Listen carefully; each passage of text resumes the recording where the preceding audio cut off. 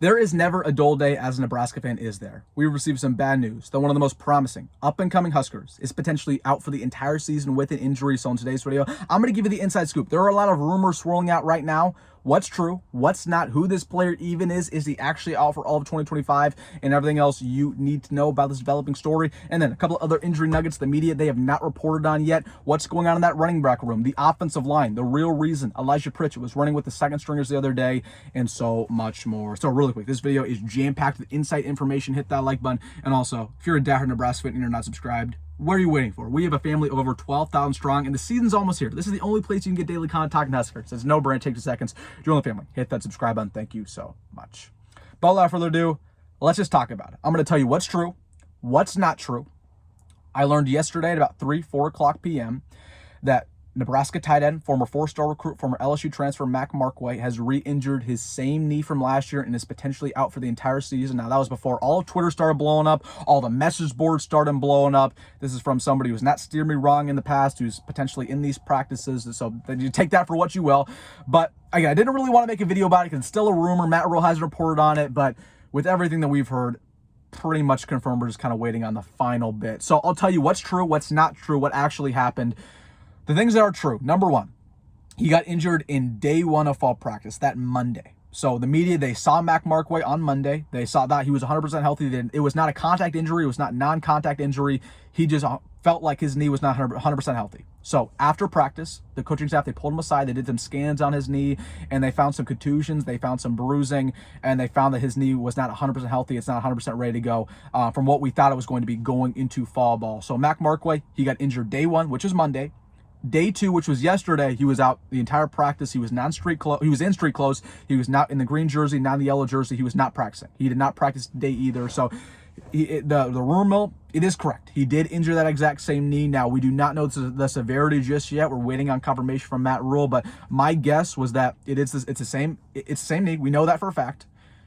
It's probably he retore his ACL. They were a little bit too quick on this. He did not recover the way they wanted him to. So again, that was always the big issue with Markway. Like, could he stay 100% healthy? He got injured at LSU, he got injured in high school, and it happens once again. So, again, we don't know if he's out for the entire season, but I would guess that he is, and they're going to be very cautious with him going forward. So, not great news there. And I know some people are going to go in the comment section, they're going to say, well, I don't believe this until the media reports on this. I don't believe until Matt Rhule says something about this. Well, we know that the media, they don't report on these injuries until Matt Rhule gives them the green light. Like, Matt Rhule kind of has a chokehold over the media nowadays. Like, we knew, like, for example, the Harley Gilmore situation. We knew about Harley Gilmore being kicked off the team. At least I did. We knew about that for about 3 or 4 days before the media actually reported on that, because Matt Rhule, he literally says, hey, you can't report on this until I confirm in a press conference. So it is pretty much confirmed that Markway, he is injured. It's the same knee.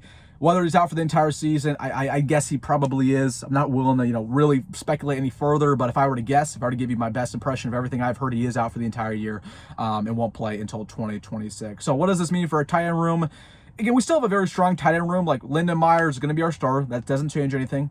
Card Nelson is going to be our number 2. Probably was going to be that way anyways, and the Haarberg still at number 3. So you're kind of hoping some of these younger guys can step up, like an Eric Ingerson, like a Caden Echternack, right? Some of these other guys. But the tight end room, it's still pretty deep, but you definitely lose somebody who could potentially start for you in Markway going forward. So that's everything that we know. Again, Matt Rhule, he won't talk with the media until Saturday. That's when we're going to get the confirmation. But just know the facts are this. The facts, he did injure the same knee. He was out yesterday, today. He was not in the green jersey. He was out in street clothes. He had contusions, and the rumor is that he probably retore the same ACL, or at least partially teared it. It's not 100% healthy. So it's kind of similar to the Thomas Fidone injury, where Thomas Fidone, he injured his ACL and kind of re-injured the same thing the year later. So pretty much the exact same thing, funny enough. So that's what we know. That's what we don't know. That's what I'm here to confirm with you on the channel. Then a couple other nuggets that I need to share with you. The running back room has been, it's been getting bit up by these injuries. We know that Quinn Ives, he's out for probably the next couple weeks. This week for sure, probably going to next week. Now, I originally thought it was an ankle injury for Quinn Ives. With confirmation, it looks to be a hamstring injury, which is actually worse news because that's a muscle. That's not something you want to mess with at a running back. That's a lingering injury. So right now, it looks like a hamstring injury for Quinn Ives. I'd imagine he's out maybe even up until that Cincinnati game. That's just not something you want to happen from your running back 2. Though the secret is inside that building is that Quinn Ives probably wasn't going to be a running back 2 anyways. Mekhi Nelson's been turning to be our guy over the past couple weeks going into fall ball. So expect Mekhi Nelson to potentially be that running back 2 backing up Emmett. We know Jamarion Parker, he's not healthy, but he should be ready to go going into week 2. And then Isaiah Mozee, he's 100% healthy, but Isaiah Mozee's been running with the 5s. Like, Isaiah's not in a place to really get significant snaps right now at running back. He still has a lot of development to do.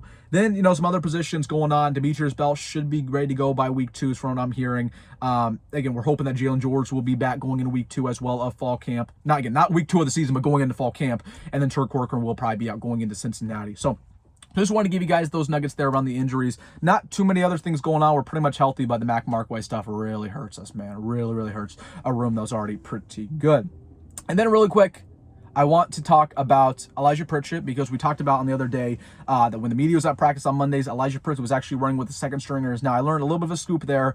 Elijah Prichett has been running with the ones yesterday and today in practice. The only reason, get this, the only reason that he was actually running with the second stringers the other day is because he was late to practice by about 10 minutes. So it was not like it was not a big, disciplinary issue. He was just late to practice. He was running late, and that's why he was running with the 2s. We know that in Nebraska. We have a strict culture. If you're late by even 5 minutes, you're going to be disciplined in some way. So Elijah Prichett, he's been perfect off the field. Like, this is something that's not happened before, but the only reason that he was running with the 2s the other day is because he was simply late to practice, but he is ready to go, and he's been running with the runs. So again, Gunnar Gatula, he was run at left tackle on Monday. He will be our right tackle backup, likely going into the year. So we were kind of overreacting about that. Elijah Prichett still should be our left tackle starter, which is kind of what we thought all offseason long, because they paid Elijah Prichett too much money to not be our starter. They're paying this dude around $1 million.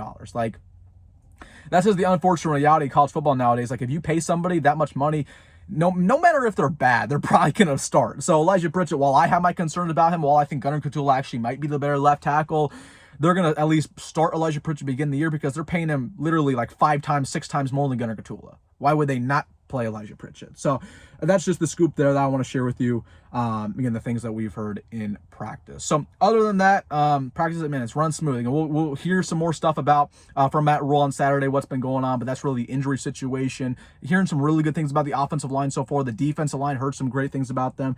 Man, the secondary is another thing that we've heard. Man, this secondary is going to be very elite for Nebraska. Deshaun Singleton's having a great start to fall ball.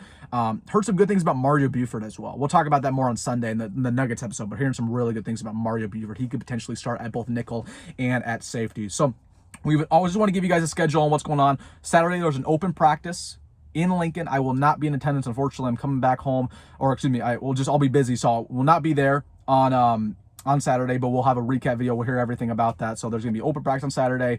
There's going to get media availability that day as well, along with tomorrow, I think Dana Holgerson, DeKill Short talking with the media. So we might even get confirmation tomorrow. So just want to give you guys that status check there. All right, guys, let me know your thoughts down below about everything. I want to hear your thoughts. Hey, if you made it this far, you know what to do. Hit that like button and subscribe. As always, folks, go Matt Rule, and I will see you in the next one.